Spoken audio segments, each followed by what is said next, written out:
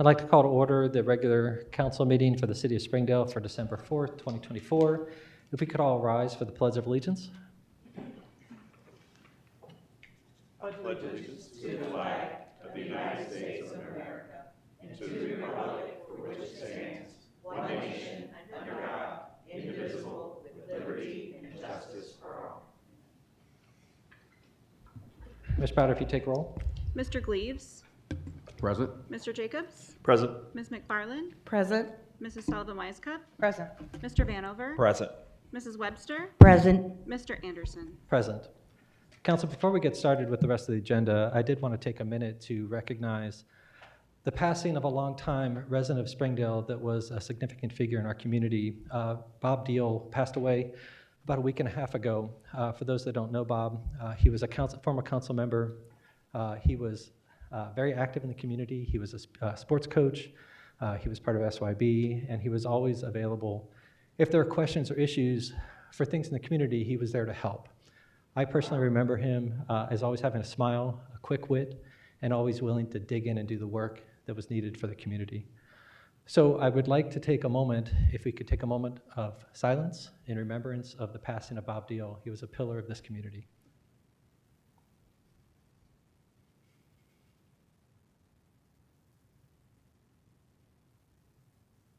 Thank you. All right. So moving on to the business of council. Council, in your package, you had the minutes for the November 20th, 2024 meeting in your packet. What is your pleasure? Motion to adopt. Second. Moved and seconded. Any questions or discussion? All right. All those in favor of approving the minutes as published signify by saying aye. Aye. Opposed? Abstentions? The minutes are approved with 7 affirmative votes. And I did want to thank administration for getting those done so quickly. It was a long meeting, so I was surprised we were able to get them, so thank you. I know it was a lot. All right, next we have communications to council. Ms. Bauer, are there any communications for council this evening?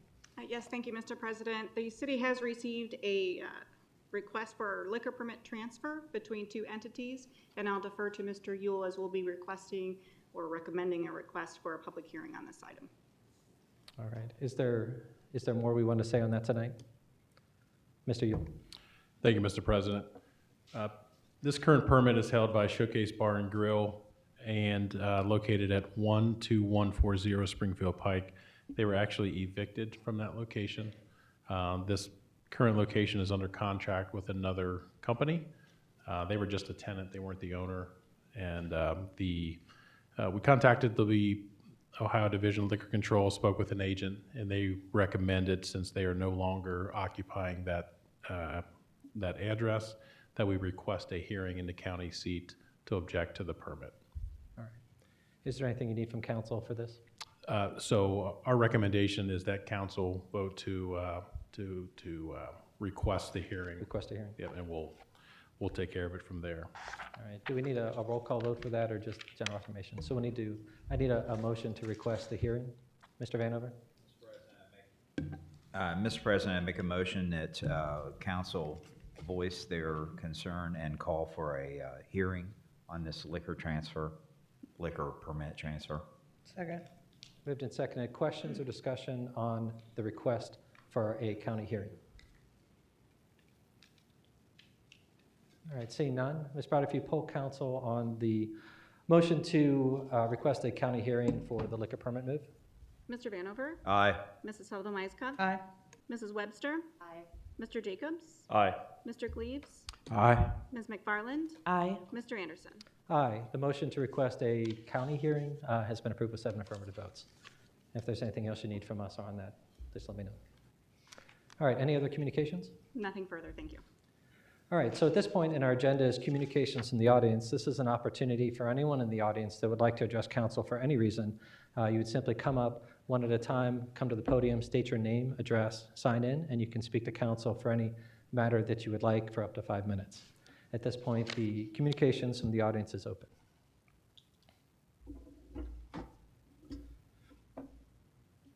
And for those that might not know, when we get down to ordinances and resolutions, if there's not a public hearing attached, which there are none, accounted for tonight, there will not be an opportunity to speak again.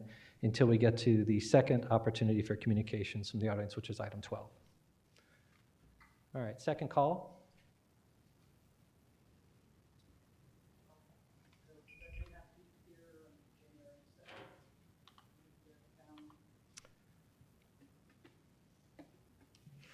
I will sign in, let's see, today's 12/4/2024. My name is Shelley Darnell, 329 Cameron Road.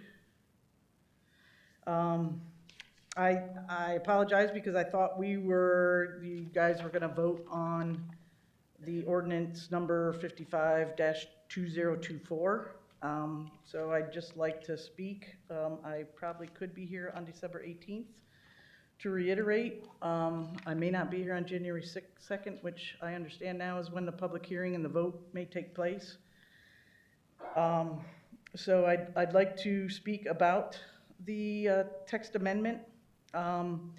As I noted at the Planning Commission as well, I think the text amendment is well thought out. It allows responsible ownership for chickens if a citizen of the city of Springdale so chooses.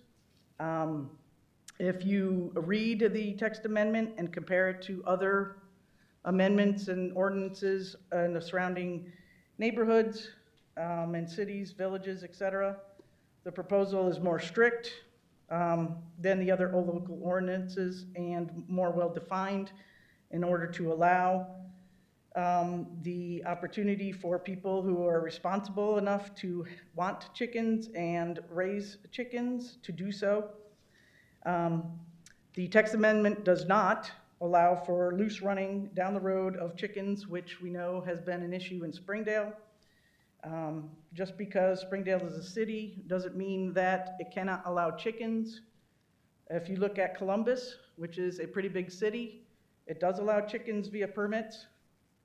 The additional amendments that have been made to the text amendment further limit who can actually be applicable to have chickens. The acreage has been raised, and there's, I don't know the exact percentage. The city does have that data. I know the Urban Farming Committee has that data about what that means relative to the percentage of people within the city. And the quantity of permits, even if you are able to be allowed to have chickens with that number of acreage, is reduced in half. So it's a 50% less, down to 25 of who can then have chickens. I know that the survey, even if there weren't whatever percentage it is that responded, it is data and should be used as data to show that people do support chickens in the city of Springdale. People took the time to fill out the survey and submit it. The data shows that you have camps of both sides, but the overwhelming majority was to advocate for chickens in a responsible fashion. So when we get to the point where you do that, the people have shown support for allowing chickens in Springdale. I've had my street, my neighbors who support them, support me.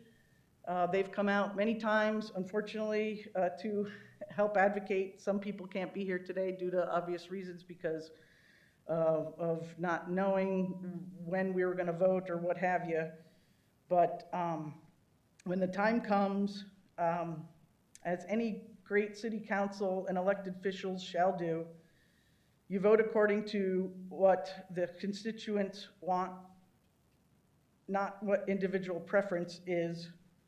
And as such, I respectfully would request when it comes time for that public hearing, you'll hear other folks, but based off of the data, based off of the support in the community, based off of the text amendment itself, that respectfully request the city council to recognize the support and vote accordingly in order to approve the text amendment. That's all I got. Thank you. Thank you. And since you brought it up, I understand it might be a little bit confusing for people in the public for the process that we're using here. There was a lot of discussion, even in our last meeting for the process, this change proposal was taken.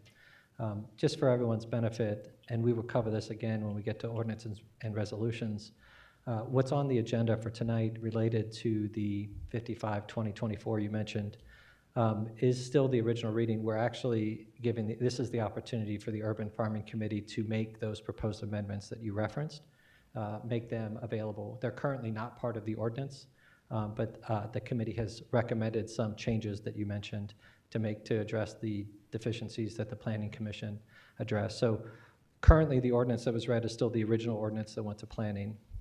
We will take up the Urban Farming Planning Committee's recommendations tonight and then set a public hearing for that. That's why some of the notice you haven't seen yet because it hasn't been distributed.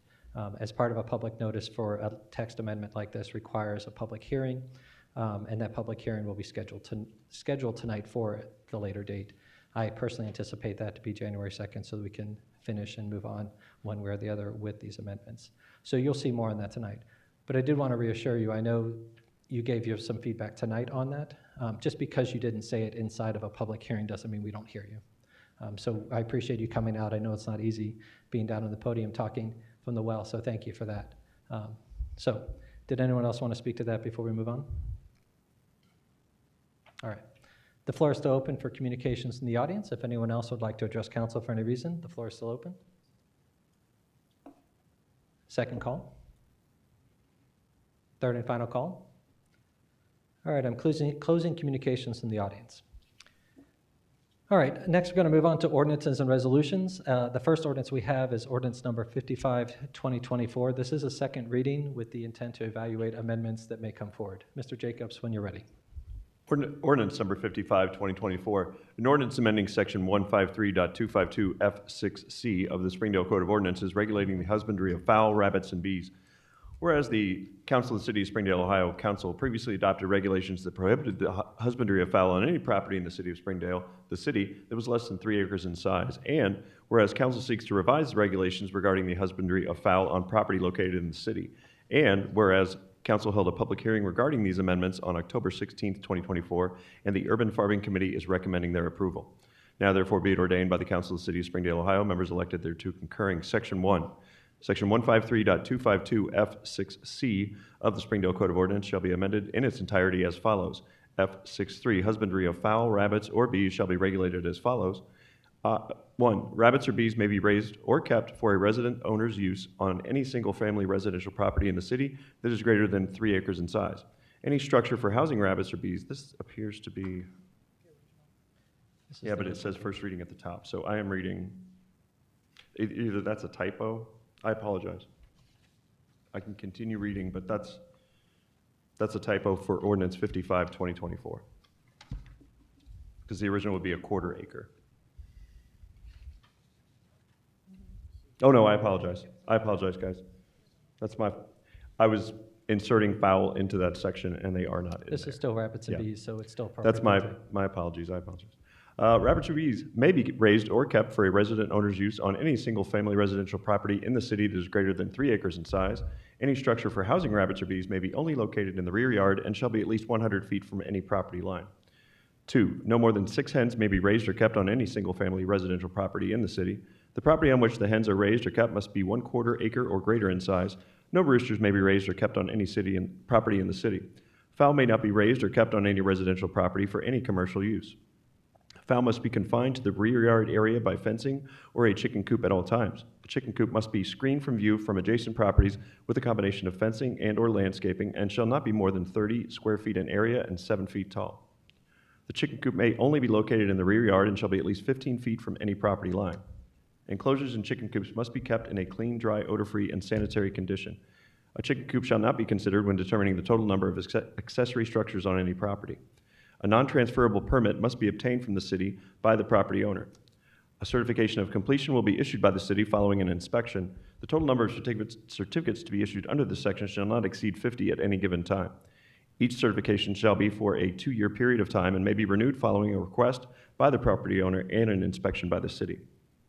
3, the city may revoke a certification issued under Section 153.252F6C2 following 2 violations of any provision of that section. Section 2, city administration is directed to create a permit and certification for raising or keeping fowl in the city consistent with the provisions of this ordinance. Section 3, that this council hereby finds and determines that all formal actions relative to the passage of this ordinance were taken in an open meeting of this council, and that all deliberations of this council, and of its committees, if any, which resulted in formal action, were taken in meetings open to the public in full compliance with applicable legal requirements, including Section 121.22 of the Ohio Revised Code. Section 4, that this ordinance shall be effective from and after the earliest period allowed by law. Council, as I mentioned earlier, this is a second reading of ordinance number 55, 2024. It still requires a public hearing to be scheduled, as well as an opportunity for tonight for any amendments that would want to be made to this prior to that hearing. Mr. Braun, will you remind me, if to schedule a public hearing, does that require a vote, or can I just set the date? Council can set it in the meeting, it's fine. All right, so I'm proposing a January 2nd date for the public hearing, which would be the earliest currently scheduled council meeting that we have. Public hearings require 15 days notice, so our next council meeting would be 14 days out. So the next council meeting that we would have without a special meeting would be January 2nd. So I'm proposing that. Are there any concerns or objections to setting the public hearing and final disposition of this ordinance on January 2nd? Mr. Vanover, is this related to that or something? Okay. All right, seeing no objections, by acclamation, we will set a public hearing for ordinance number 55, 2024 for January 2nd, 2025. And my expectation is that we will dispense, if at all possible, with the ordinance one way or the other. All right, as I mentioned this tonight, as the Urban Farming Committee has had an opportunity to meet following the Planning Commission feedback, there is an opportunity for discussion on this ordinance as well as any amendments that the committee would like to bring forward. So, are there any amendments that we want to bring forward? Mr. Jacobs. I'd like to move that council consider amendments included in their packet. There were 4 amendments discussed during the Urban Farming Committee hearing. And just to summarize them, one was to clarify the term hen in terms of definitions, another to increase the lot size from 1/4 to 1/2 acre. As third, a clarification that there would be no free roaming chickens under this ordinance, and then finally another amendment to reduce the number of permits from 50 to 25. All right, there's a motion to amend with the version that was submitted in the packet that includes those 4 amendments. Is there a second? Second. All right, I wasn't sure who spoke first, but all right, Mr. Gleaves. So we have a motion to amend with the version that was submitted in the packet with those 4 items that Mr. Jacobs highlighted. I have it moved by Mr. Motion made by Mr. Jacobs and seconded by Mr. Gleaves. At this point, is there any questions or discussion on the motion to amend? Mr. Vanover. Thank you, Mr. President. Not so much on the motion to amend, but in both of these ordinances, and the first reading was on October 2nd, 2024. But the ordinance reads that there was a public hearing held on October 16th. How can we have that in if that hasn't transpired yet?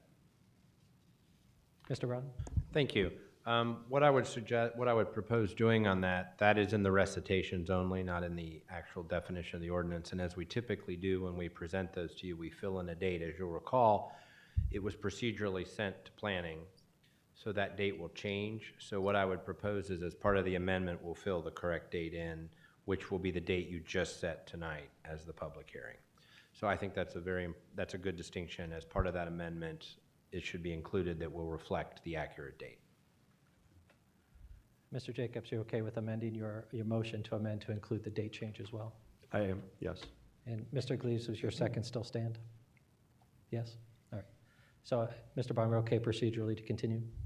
Thank you.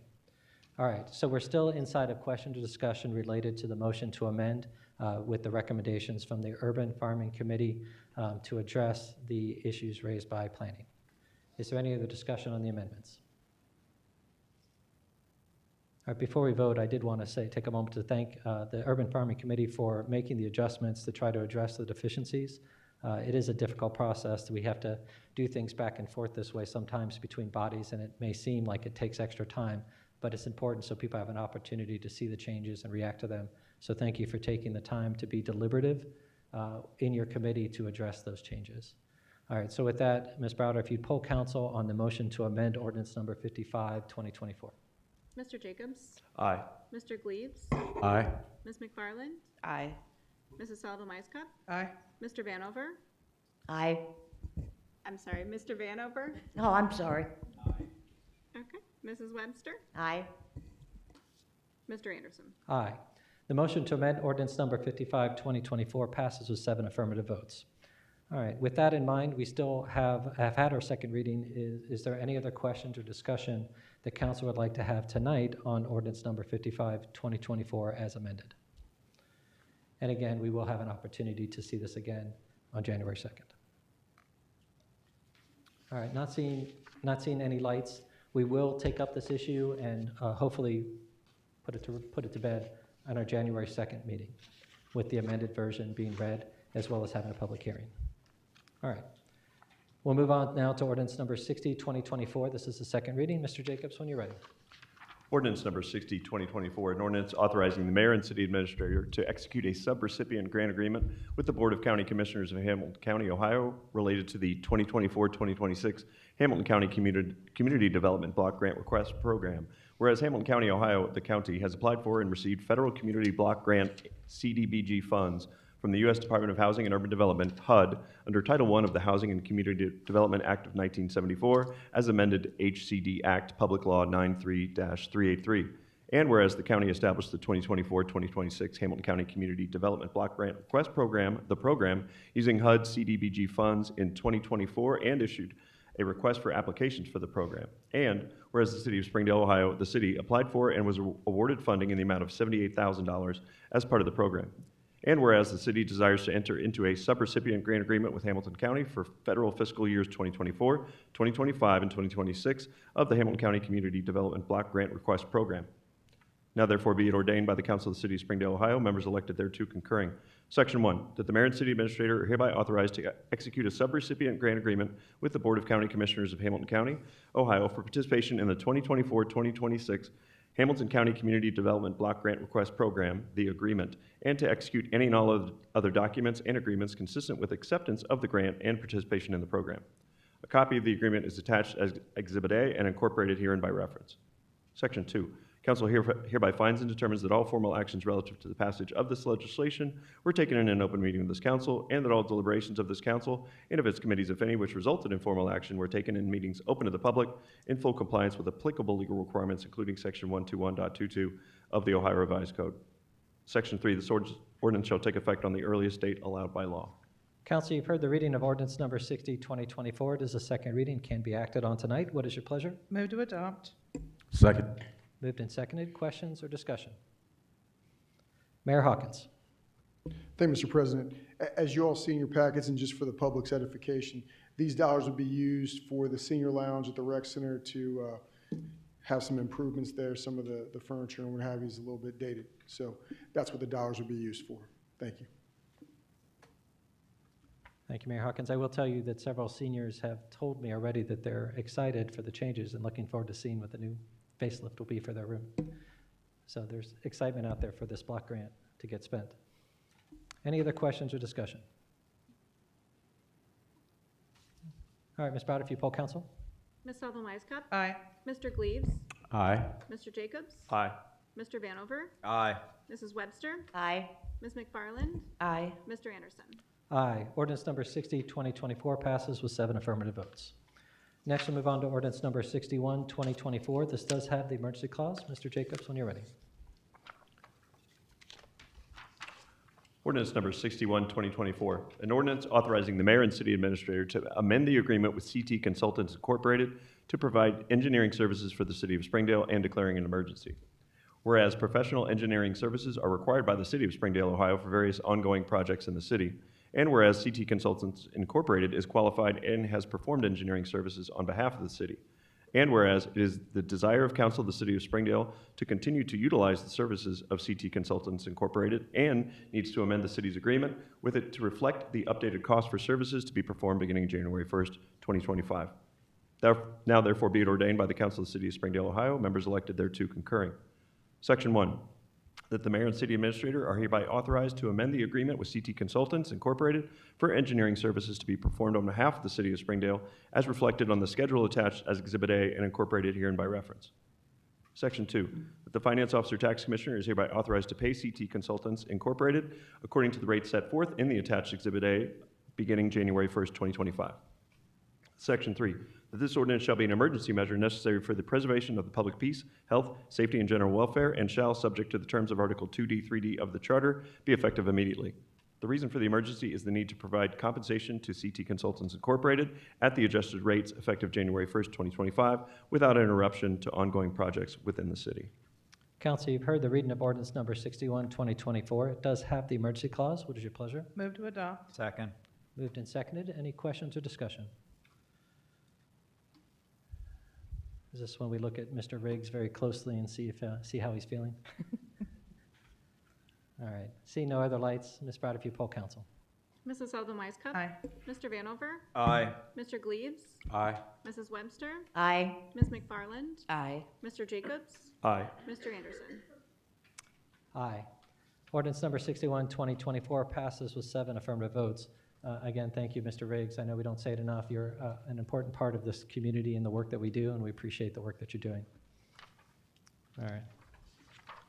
All right, next we move on to ordinance number 62, 2024. This is a first reading. Mr. Jacobs, when you're ready. Ordinance number 62, 2024, an ordinance authorizing the mayor and city administrators to enter into an agreement with CT Consultants for design engineering for the East Kemper Road Improvement Phase 1 project for the city of Springdale, Ohio. Whereas the city of Springdale, Ohio, the city is planning a multi-phase project for the improvement of East Kemper Road, and whereas the city has been awarded funding to cover the majority of the estimated cost for construction of the Phase 1 project, and whereas the city seeks to enter into an agreement with CT Consultants for engineering services related to the construction. Now therefore be it ordained by the Council of the City of Springdale, Ohio, members elected thereto concurring. Section 1, that the mayor and city administrator are hereby authorized to enter into an agreement with CT Consultants for completion of design engineering for the East Kemper Road Improvement Project Phase 1 for the city of Springdale, the proposal. A copy of the proposal is attached as Exhibit A and incorporated herein by reference. Section 2, the finance officer tax commissioner is hereby authorized to pay CT Consultants an amount not to exceed $210,000 for completion of the East Kemper Road Improvement Project Phase 1 design engineering as outlined in the proposal. Section 3, council hereby finds and determines that all formal actions relative to the passage of this legislation were taken in an open meeting of this council, and that all deliberations of this council and of its committees, if any, which resulted in formal action were taken in meetings open to the public in full compliance with applicable legal requirements, including Section 121.22 of the Ohio Revised Code. Section 4, this ordinance shall take effect on the earliest date allowed by law. Council, this was just the first reading of ordinance number 62, 2024. Is there any questions or discussion for this evening? All right, seeing none, we will see this again at our next meeting.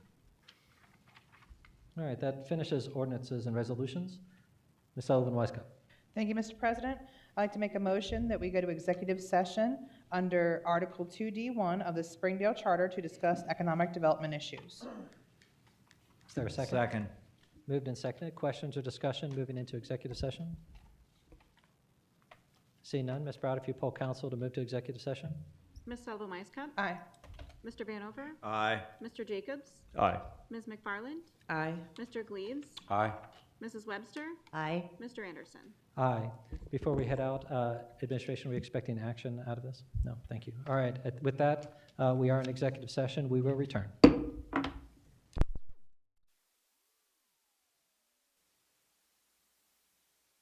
All right, council has returned from executive session.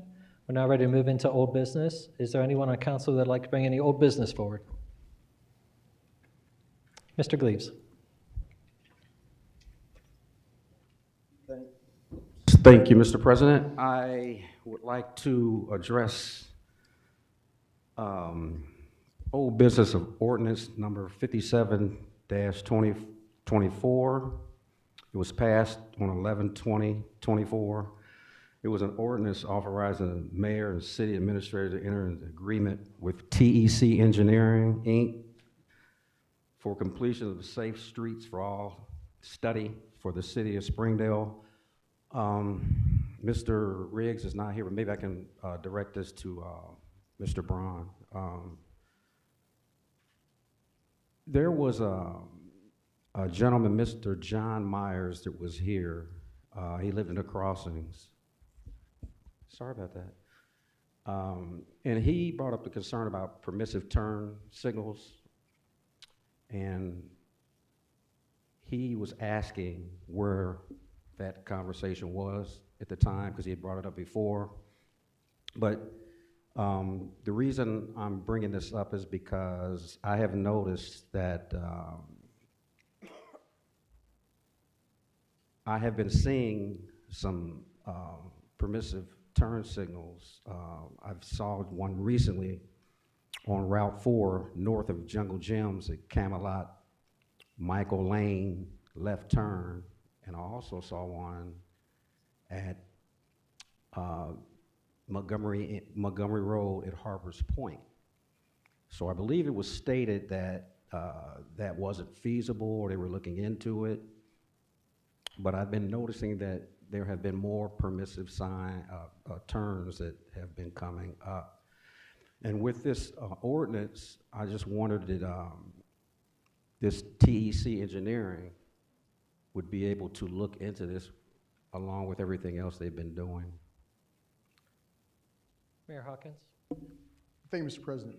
Mr. Galuz, are you talking about the gentleman that came talking about the permissive turns right there by Hooters?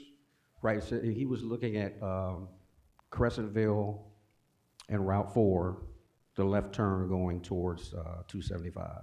And so I believe, and I'm going to let Mr. Yule speak to the rest of this, but I believe that that's something that had been talked about, addressed, engineers had looked at. I'm not sure if there's an ODOT report that had addressed it too, but there was some concern with regard to safety, with regard to doing a permissive turn there.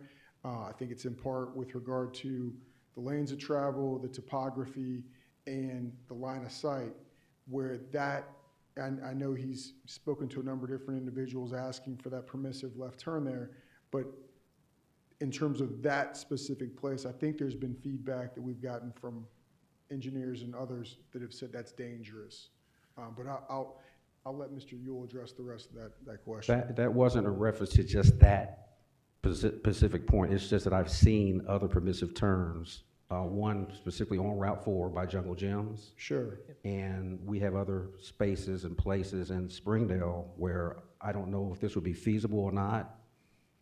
And was just wondering if we could look into that. Yeah, I don't think that the feedback when he was here was that we can't do permissive turns, left turns. I think it was the area that he was talking about. It was not. It had been looked at and it wasn't safe to do there. So I don't think anybody was squashing the idea that we can't have any permissive left turns in the city. That's right. Mr. Yule, did you want to add anything to that? Thank you, Mr. President. Oops, sorry. Yeah, we'll make sure that we talk with TEC and have them look at a couple of those things, but I believe that's going to be in the scope of what they're looking at when they do this kind of 30,000 foot view of our street system. Thank you. All right. Any other old business? I'd see none new business. We had one item that was published in the agenda. This is one I asked to add. It was after talking with several council members after our last meeting. I wanted to bring forward the discussion for possible changes to the zoning code for 153252F6AI, which is the section of code for keeping of domestic pets. This is the part of the code that limits currently residents of Springdale to 2 dogs or cats or combinations of dogs and cats. We've had several requests to look at that. And what I wanted to do in the spirit of openness is ask what council's view is on how they think we should best move forward with that, be it a subcommittee from council, be it working through administration and planning commission, or if just an individual council member wants to bring that forward. I'm happy to do it on myself if that's, so there's at least one person that will bring it forward. But I wanted to open it up to the rest of council to see how they wanted to handle this one. Mr. Vandover. Thank you, Mr. President. As you are well aware of, any individual council member can bring up a topic. My thoughts would be that we have a standing committee right now, rules and laws, that would be the starting place. And it is a planning involved issue. So I would say if rules and laws design something, it would have to go to planning and then come back with planning's blessing. But that would be the procedure that I would envision. Thank you. The only thing I'll add to that is the Rules Committee in our charter is sanctioned to look at rules of council. It's not listed in the charter as being responsible for laws in general. It's certainly something we could do, and there's certainly a group that could take it on. They have addressed that issue, different issues in the past. Matter of fact, Ms. Emerson and myself, they talked about a number of pets Yep. several years back. So it's not, it would not be anything new or unique in that working through that committee. Oh, I agree. I didn't mean to imply that it couldn't be done that way. I was just calling out the fact that the charter doesn't require us to do that. So it's certainly an option. Are there any other viewpoints? I don't think that this one has the same time commitment that like urban farming did because of all the things involved with it. Changing the number of pets is certainly something that would be smaller and should be able to be handled more easily. Mayor Hawkins. Thank you, Mr. President. Obviously, council can go through a number of different avenues to look at these things or address these things. It does seem to be something that is rather simplistic in terms of a choice of if council is interested or not. And I would suggest, and obviously you guys can do whatever you want, but it's going to be something that's going to be a text amendment that Plan Commission is going to do. If it's something that council is interested in, I think it's something that Mr. Braun can easily draft and just send it to Planning Commission and let them address it and then bring it back. But it's whatever the purview is in going forward. But in terms of efficiency, that may be the most efficient way to go about it. Well, and thank you for that. That's why I was bringing it up. I felt like this was a smaller change and might be able to be done more quickly. If council was interested just to have it go to planning initially, we would certainly have the opportunity with whatever they send to change the number. Like, for example, if we just asked Mr. Braun as a council to draft an ordinance and send it to planning for their review, it could start there, and then we would get back their feedback and have our 2 readings, public hearing if necessary, and make the change. Ms. Webster. I personally don't see any need to change what we've had with 2 pets. We've had it for years, it's worked fine. Some people have more pets, and some of us know it, some of us don't. As long as they don't get caught, they keep them. I just think it's kind of another waste of time. It's been good all these years. I don't see a need for it. Mr. Vanna. Thank you. Thank you, Mr. President. I think that, and I have no problem with sending something to planning first, but they need some directive. You just can't say, hey, draw this up, because then it may come back and it's nothing that we want. So I think, we should at least send to them some ideas, limits, thoughts, and let them massage it from there. That was kind of the thing that, okay, council has to have some sort of directive to pass to planning. I agree with that. I think that's good feedback. Is there any other feedback on the process we should use for this? All right, not seeing any lights. What I would like to propose that council does send 2 rules of law, as Mr. Vanover suggested, the request to look at zoning code 153252 F6A, I, keeping of domestic pets, to evaluate a possible change to the limit. They don't have to make the change, and we don't have to make the change when it comes back, but there's enough interest in that. I personally am concerned with laws that we don't enforce, and if it's something that we want to include, I think we should do that. So I'm asking that gets into rules and law for assessment. From a procedure-wise, do we need to have a motion to send it and then a vote? Before we do that, Mayor Hawkins, did you have comment? Thank you, Mr. President. Not on anything that you, in terms of process. I do want to be clear, though. It is something that is enforced It's just a matter of, we're not kicking in anybody's door, so we're not going to necessarily always know, but when we're aware of it, then we'll act accordingly. So it's a different scenario than, for instance, what our old gun sales legislation was, where we just knew about it and didn't enforce it. If we're aware of it, it will be enforced. Thank you for that. Mr. Vanover. Thank you, Mr. President. I would make a motion that we forward to Rules and Laws for some design and input to address ideas of changing zoning code 153.252 F6AI on the keeping of domestic pets. Second. All right, moved and seconded. Ms. Webster is the second. As we get into discussion for that motion, the one thing I want to ask related to that motion to send is there's also a number of rules in section 90.x that is related to the keeping of specifically domestic animals, so dogs and cats. The only thing I would add is I think it's appropriate, even with the motion that you made for that rules and law, to look at that section of code 2 in the event that they recommend increasing the count, to make sure that that section adequately protects the neighbor's property rights and ability to have peaceful needs. So inside of that section is like what we saw with the fowl, are things like setback, dog, how to deal with waste, those types of things. So I believe it's appropriate, unless you have a concern about your motion, to also include related ordinances. You okay with that? Makes perfect sense. Otherwise, we have to come back and readdress one fell swoop. That's what I'm trying to avoid, trying to learn from our past. Mr. Gleaves. Yes, just for clarity, how often does Rules and Law meet?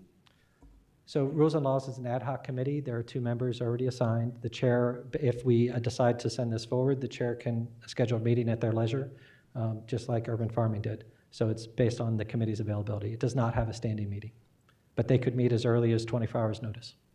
But it still has to be public meetings, accessible to the public, any of their discussions, just like urban farming. And that, to that point, that is make it a little bit slower to go through Rules and Law versus just one council person making a decree. But I agree, I think the committee work would be appropriate in this case before it goes to planning. Mayor Hawkins. Thank you, Mr. President. And just one housekeeping thing for everybody. And I know we have some folks that are now a year and some change in terms of newness, but everybody's a veteran now. Make sure for these committees that come up, and I know sometimes folks don't think about it when there's only 2 people meeting, but let Mr. Yule or Ms. Morgan know so that they can advertise it so that we're compliant with the sunshine rules. So just keep that in the back of your mind too. I know sometimes when it's just 2 people, you just think, oh, well, let's get together and do this.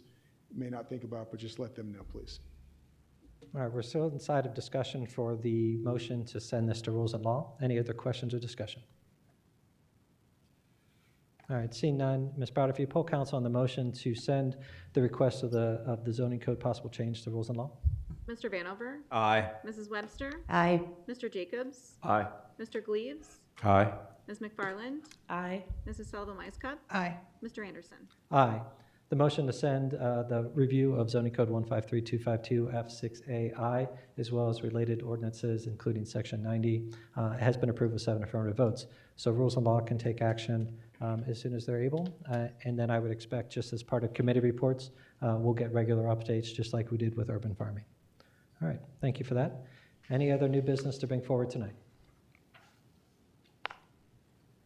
All right, seeing none. Meetings and announcements? Mr. Vanover. Thank you, Mr. President. Finance Committee will meet 12/12/24 at 1 o'clock in the caucus room. Ms. Sullivan Weisskopf. Thank you, Mr. President. Planning Commission will meet in these chambers at 7 p.m. on Tuesday, December the 10th. Ms. McFarland. Thank you, Mr. President. The Board of Health will meet December 12th at 6:30 in these chambers. Mr. Gleaves.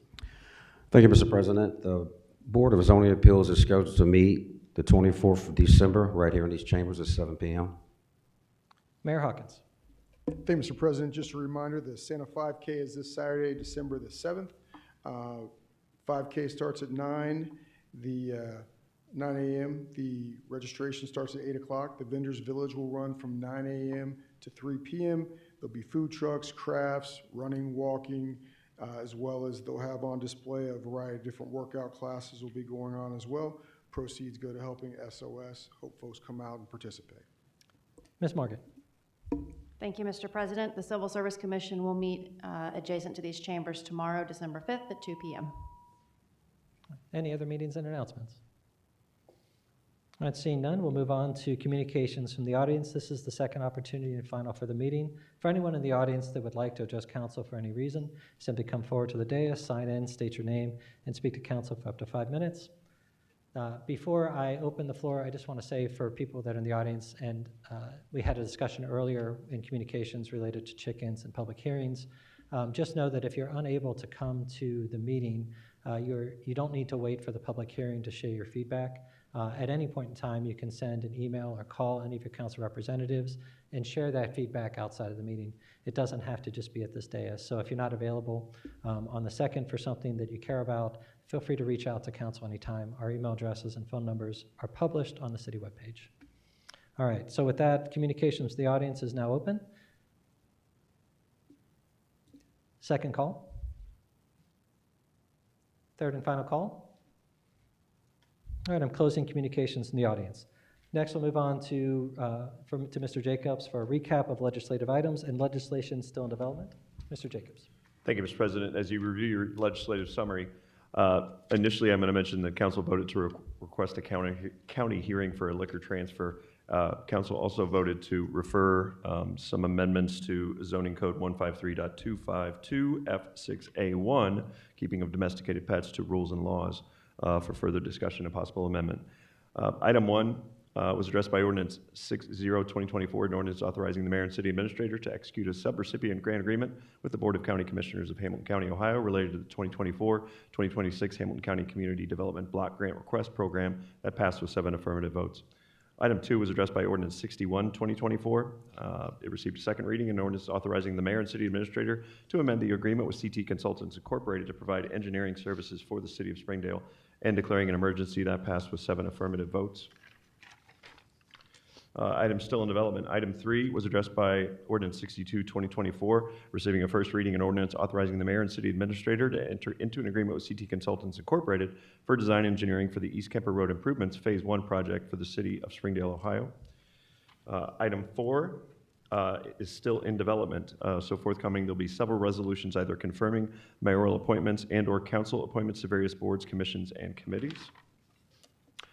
Item 5 in development will be adopting the final appropriation and transfer ordinance for 2024, and that will be at the December 18th meeting. Item 6 in development, adopting a temporary appropriations ordinance for the period January 1st, 2025 until the fiscal year 2025 appropriations permanent ordinance is adopted by City Council, and that will be read at the December 18th meeting. Item 7, an ordinance amending ordinance number 552-023 to provide for wage increases for certain city employees and declaring an emergency will come before council at the December 18th meeting. Item 8, an ordinance authorizing the mayor and city administrator to enter into a business incentive grant agreement with the owner of Slick City Entertainment will come before council at our next meeting on December 18th. Council also addressed item 9, an ordinance amending section 153.252 F6C of the Springdale Code of Ordinances, regulating the husbandry of fowl, rabbits, and bees. And there were 5 amendments discussed, and they were all approved with 7 affirmative votes. And I believe that's it, unless there's anything else from administration. Council, you good? Mr. Gleaves? Thank you, Mr. President. I just want to make some clarification on the BZA meeting. It would be normally scheduled on the 24th, which is Christmas Eve. So that won't be happening. There'll be some more discussion about that if we do have an application. Just want to make sure that's clear. All right, I think in the past we've shifted by a week on the holidays, both Thanksgiving and Christmas. So you can take a look at what's published. All right. That's all we have tonight, unless there's anything else from council. All we have left is item 15. Move to adjourn. We're adjourned. Thank you, everyone.